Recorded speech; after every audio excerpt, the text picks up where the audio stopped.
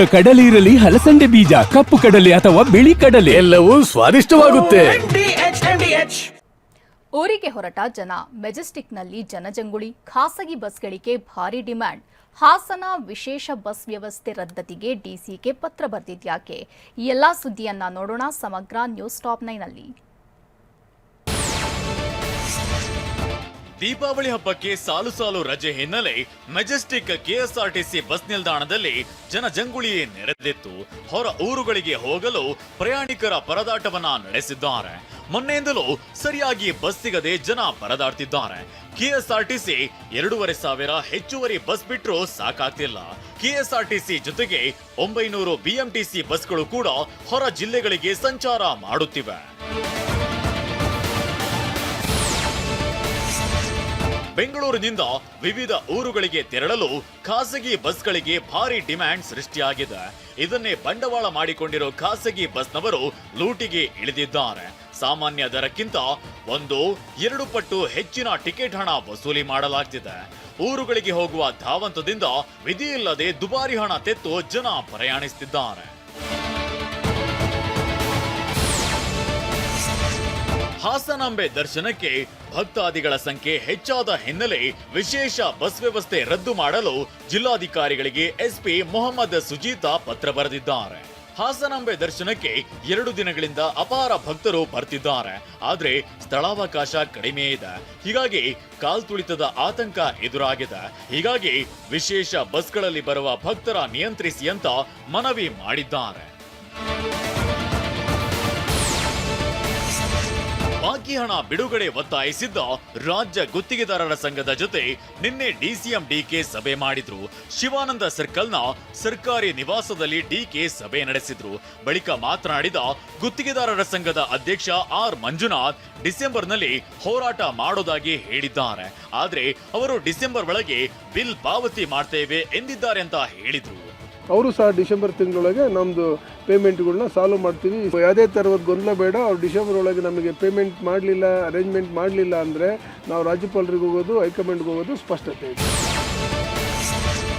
ಇನ್ನು DCM DK Shivakumar ಮಾತನಾಡಿ, ಗುತ್ತಿಗೆದಾರರ ನೋವು ನಮಗೆ ಅರ್ಥವಾಗುತ್ತೆ, ಆದ್ರೆ ಯಾರು ಸರ್ಕಾರಕ್ಕೆ ಬೆದರಿಕೆ ಹಾಕಲು ಸಾಧ್ಯವಿಲ್ಲ ಎಂದಿದ್ದಾರೆ. ಬಿಎಸ್ವೈ ಬೊಮ್ಮಾಯಿ ಸರ್ಕಾರದಲ್ಲಿ ಬಜೆಟ್ ಮಿತಿ ಮೀರಿ ಕೆಲಸಗಳನ್ನ ಕೊಟ್ಟಿದ್ರು. ಇದರಿಂದ ಸಮಸ್ಯೆ ಹೆಚ್ಚಾಗಿದೆ. ಗುತ್ತಿಗೆದಾರರು ಒತ್ತಡ ತರ್ತಿದ್ದಾರೆ. ಎಲ್ಲರ ಬೇಡಿಕೆಗಳನ್ನ ಈಡೇರಿಸಲು ಆಗ್ತಿಲ್ಲ. ನೂತನ ವ್ಯವಸ್ಥೆ ತರಲು ಹೊರಟಿದ್ದೇವೆ. ಇದರ ಬಗ್ಗೆ ಶೀಘ್ರದಲ್ಲೇ ತಿಳಿಸ್ತೇನೆ ಅಂತ ಹೇಳಿದ್ದಾರೆ. ಯಡಿಯೂರಪ್ಪನವ್ರ ಕಾಲದಲ್ಲಿ, ಬೊಮ್ಮಾಯಿ ಕಾಲದಲ್ಲಿ ಬಜೆಟ್ ಇಲ್ಲದೇ ಕೆಲಸಗಳನ್ನ ಕೊಟ್ಟಿದ್ದಾರೆ. ನಾನು ಆದಷ್ಟು ಕ್ಲಿಯರ್ ಮಾಡಿದ್ದೀನಿ. ಸಾಮಾಜಿಕ, ಶೈಕ್ಷಣಿಕ, ಆರ್ಥಿಕ ಸಮೀಕ್ಷೆಗೆ ಬಂದಿದ್ದ ಸಿಬ್ಬಂದಿಗೆ ವಿಪಕ್ಷ ನಾಯಕ ಆರ್ ಅಶೋಕ್ ಮಾಹಿತಿ ನೀಡಿದ್ರು. ಬೆಂಗಳೂರಿನ ಜಾಲಹಳ್ಳಿ ನಿವಾಸಕ್ಕೆ ಭೇಟಿ ನೀಡಿದ್ದ ಸಿಬ್ಬಂದಿಗೆ ಮಾಹಿತಿ ನೀಡಿದ್ರು. ಇನ್ನು ರಾಜ್ಯದಾದ್ಯಂತ ನಿನ್ನೆಗೆ ಬೆಂಗಳೂರು ಹೊರತುಪಡಿಸಿ ಸಮೀಕ್ಷೆ ಪೂರ್ಣಗೊಂಡಿದೆ. ಒಟ್ಟು 5.29 ಕೋಟಿ ಜನರ ಸಮೀಕ್ಷೆ ಮಾಡಲಾಗಿದೆ ಅಂತ ಮಾಹಿತಿ ನೀಡಲಾಗಿದೆ.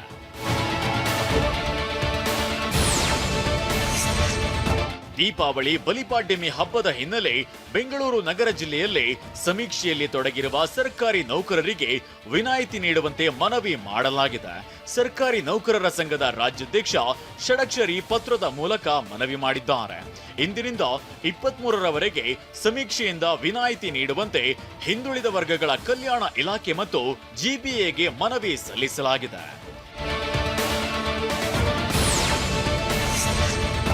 ಕೇಂದ್ರ ಸಚಿವ ಎಚ್.ಡಿ. ಕುಮಾರಸ್ವಾಮಿ ಪತ್ನಿ ಅನಿತಾ ಕುಮಾರಸ್ವಾಮಿ ಜೊತೆ ಹೊಳೆನರಸೀಪುರದ ಶ್ರೀ ಲಕ್ಷ್ಮೀ ನರಸಿಂಹಸ್ವಾಮಿ ದರ್ಶನವನ್ನ ಪಡೆದಿದ್ದಾರೆ.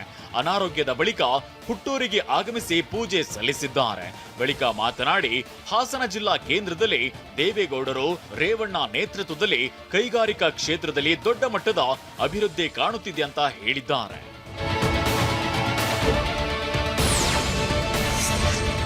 ಪದ್ಮ ಪ್ರಶಸ್ತಿ ಪಡೆದ ಹಿರಿಯ ನಟರಾದ ಅನಂತ್ನಾಗ್ ಮತ್ತು ಹಾಸನ್ ರಘುಗೆ ಸನ್ಮಾನಿಸಲಾಯಿತು. ಕರ್ನಾಟಕ ಚಲನಚಿತ್ರ ವಾಣಿಜ್ಯ ಮಂಡಳಿ, ಕಲಾವಿದರ ಸಂಘ ಹಾಗೂ ಇತರ ಅಂಗಸಂಸ್ಥೆಗಳ ಸಹಯೋಗದಲ್ಲಿ ಕಾರ್ಯಕ್ರಮ ಆಯೋಜಿಸಲಾಗಿತ್ತು. ಡಿಸಿಎಂ ಡಿಕೆ, ರವಿಚಂದ್ರನ್, ರಾಕ್ಲೈನ್ ವೆಂಕಟೇಶ್, ಸಾರಾ ಗೋವಿಂದು, ಗಿರಿಜಾ ಲೋಕೇಶ್ ಸೇರಿದಂತೆ ಹಲವರು ಭಾಗಿಯಾಗಿದ್ರು. ಇತ್ತ ಆನೇಕಲ್ನಲ್ಲಿ ಪತ್ನಿ ಕೊಂದು ಕತೆ ಕಟ್ಟಿದ್ದ ಪತಿ ಅರೆಸ್ಟ್ ಆಗಿದ್ದಾನೆ. ಕೋಲಾರ ಎಸ್ಪಿ ವಿರುದ್ಧ ವರದಕ್ಷಿಣೆ ಕಿರುಕುಳ ಆರೋಪ ಕೇಳಿಬಂದಿದೆ. ಎಲ್ಲಾ ಸುದ್ದಿಯನ್ನ ನೋಡೋಣ ಕರ್ನಾಟಕ ನ್ಯೂಸ್ ಟಾಪ್ 9ನಲ್ಲಿ. ಪತ್ನಿಯನ್ನ ಕೊಲೆ ಮಾಡಿ ಡ್ರಾಮಾ ಮಾಡಿದ್ದ ಪತಿ ಅರೆಸ್ಟ್ ಆಗಿದ್ದಾನೆ. ಬೆಂಗಳೂರಿನ ಶಿಕಾರಿಪಾಳ್ಯದ ಓಂ ಶಕ್ತಿ ಲೇಔಟ್ನಲ್ಲಿ ಅಕ್ಟೋಬರ್ 15ರಂದು ರೇಷ್ಮಾ ಮೃತಪಟ್ಟಿದ್ಲು. ಕತ್ತು ಹಿಸುಕಿ ಕೊಲೆ ಮಾಡಿದ್ದ ಪತಿ ಪ್ರಶಾಂತ್ ಬಾತ್ರೂಮ್ನಲ್ಲಿ ಮೃತದೇಹ ಹಾಕಿ ವಾಟರ್ ಹೀಟರ್ ಸ್ವಿಚ್ ಆನ್ ಮಾಡಿ ಎಸ್ಕೇಪ್ ಆಗಿದ್ದ. ಮಗಳು ಬಂದಾಗ ಘಟನೆ ಬೆಳಕಿಗೆ ಬಂದಿತ್ತು. ಪತಿಯೇ ಕೊಲೆ ಮಾಡಿರೋದು ಬಯಲಾಗಿದ್ದು ಅರೆಸ್ಟ್ ಮಾಡಲಾಗಿದೆ. ಕೆಜಿಎಫ್ ಎಸ್ಪಿ ಶಿವಾಂಶು ರಜಪೂತ್ ಹಾಗೂ ಅವರ ಕುಟುಂಬದ ವಿರುದ್ಧ ಯುಪಿಯ ನೋಯ್ಡಾ ಠಾಣೆಯಲ್ಲಿ ವರದಕ್ಷಿಣೆ ಕಿರುಕುಳ ದೌರ್ಜನ್ಯ ಕೇಸ್ ದಾಖಲಾಗಿದೆ. ಶಿವಾಂಶು ಪತ್ನಿ ಡಾಕ್ಟರ್ ಕೀರ್ತಿ ಸಿಂಗ್, ಎಸ್ಪಿ ಶಿವಾಂಶು ಅವರ ತಂದೆ, ತಾಯಿ, ಸೋದರ, ಅತ್ತಿಗೆ ಹಾಗೂ ಇಬ್ಬರು ಸ್ನೇಹಿತರು ಸೇರಿದಂತೆ ಒಟ್ಟು 6 ಜನರ ವಿರುದ್ಧ ಕೇಸ್ ದಾಖಲಿಸಿದ್ದಾರೆ. ದಾವಣಗೆರೆಯಲ್ಲಿ ವಿವಿಧ ಬೇಡಿಕೆಗಳ ಈಡೇರಿಕೆಗೆ ಒತ್ತಾಯಿಸಿ ರೈತರು ನಡೆಸುತ್ತಿರುವ ಅನಿರ್ದಿಷ್ಟಾವಧಿ ಪ್ರತಿಭಟನೆ 4ನೇ ದಿನಕ್ಕೆ ಕಾಲಿಟ್ಟಿದೆ. 4 ದಿನ ಕಳೆದರೂ ಅಧಿಕಾರಿಗಳು ಬಾರದ ಕಾರಣ ರೈತರು ಏಕಾಏಕಿ ರಸ್ತೆಗೆ ನುಗ್ಗಿದ್ದಾರೆ. ನಗರದ ಎಸಿ ಕಚೇರಿ ಮುಂಭಾಗ ರಸ್ತೆ ತಡೆದು ಪ್ರತಿಭಟನೆ ಮಾಡಿದ್ದಾರೆ. ಜಿಲ್ಲಾಧಿಕಾರಿ ಪ್ರತಿಭಟನಾ ಸ್ಥಳಕ್ಕೆ ಬರುವಂತೆ ಪಟ್ಟು ಹಿಡಿದ್ರು. ಭಾರಿ ಮಳೆಗೆ ಮಂಗಳೂರಿನ ಪಂಪ್ ವೆಲ್ ಜಲಾವೃತಗೊಂಡಿದೆ. ಪ್ರತಿ ಮಳೆಗೂ ಮುಳುಗುವ ಪಂಪ್ ವೆಲ್ ಮುಳುಗುತ್ತಿದ್ರೂ ಅಧಿಕಾರಿಗಳು ಇತ್ತ ಗಮನ ಹರಿಸುತ್ತಿಲ್ಲ ಎಂಬ ಆರೋಪ ಕೇಳಿ ಬಂದಿದೆ. ಜೊತೆಗೆ ವೀಕೆಂಡ್ ನಲ್ಲಿ ಭಾರಿ ಟ್ರಾಫಿಕ್ ಉಂಟಾಗುತ್ತೆ. ನಿನ್ನೆ ಮಳೆಗೂ ಸವಾರರು ಪರದಾಡಿದ್ದು ಗಂಟೆಗಟ್ಟಲೆ ರಸ್ತೆಯಲ್ಲಿ ಪರದಾಡಿದ್ದಾರೆ. ಪೊಲೀಸರ ಜೊತೆಗೆ ಜನರೇ ಟ್ರಾಫಿಕ್ ಕಂಟ್ರೋಲ್ಗೆ ಮುಂದಾದ ಪ್ರಸಂಗ ನಡೆಯಿತು. ಚಿಕ್ಕಮಗಳೂರು ಜಿಲ್ಲೆಯಲ್ಲಿ ಗುಡುಗು ಮಿಂಚು ಸಹಿತ ಬಿರುಗಾಳಿ ಮಳೆಯಾಗ್ತಿದೆ. ಚಿಕ್ಕಮಗಳೂರು, ಶೃಂಗೇರಿ, ಕಳಸ, ಮೂಡಿಗೆರೆ, ಕೊಪ್ಪ ಭಾಗದಲ್ಲಿ ಭಾರಿ ಮಳೆಯಾಗ್ತಿದೆ. ಚಿಕ್ಕಮಗಳೂರಿನ ಶೃಂಗೇರಿ ಪಟ್ಟಣದ ಸಂತೆ ರಸ್ತೆ ಸಂಪೂರ್ಣವಾಗಿ ಜಲಾವೃತಗೊಂಡಿದೆ. ಮಕ್ಕಿಮನೆ ರಸ್ತೆ ಕೂಡ ಸಂಪೂರ್ಣ ಮುಳುಗಡೆಯಾಗಿದ್ದು ಜನಜೀವನ ಅಸ್ತವ್ಯಸ್ತವಾಗಿದೆ. ಭಾರಿ ಮಳೆಯ ಮಧ್ಯೆ ಇಂದಿನಿಂದ ಭಕ್ತರು ಚಿಕ್ಕಮಗಳೂರಿನ ದೇವಿರಮ್ಮ ಬೆಟ್ಟ ಹತ್ತಿ ತಾಯಿಯ ದರ್ಶನ ಮಾಡಲಿದ್ದಾರೆ. ಆದರೆ 26ರವರೆಗೂ ಭಾರಿ ಮಳೆಯಾಗುವ ಸೂಚನೆ ಇರೋ ಕಾರಣ ಕಟ್ಟೆಚ್ಚರ ವಹಿಸಲಾಗಿದೆ. ಬೆಳಿಗ್ಗೆ 8ರಿಂದ ಸಂಜೆ 5 ಗಂಟೆವರೆಗೆ ಮಾತ್ರ 6000 ಅಡಿಯ ಬೆಟ್ಟ ಏರಲು ಅವಕಾಶ ನೀಡಲಾಗಿದ್ದು, ಇದೇ ಮೊದಲ ಬಾರಿಗೆ ರಾತ್ರಿ ಬೆಟ್ಟ ಏರಲು ಸಂಪೂರ್ಣ ನಿರ್ಬಂಧಿಸಲಾಗಿದೆ.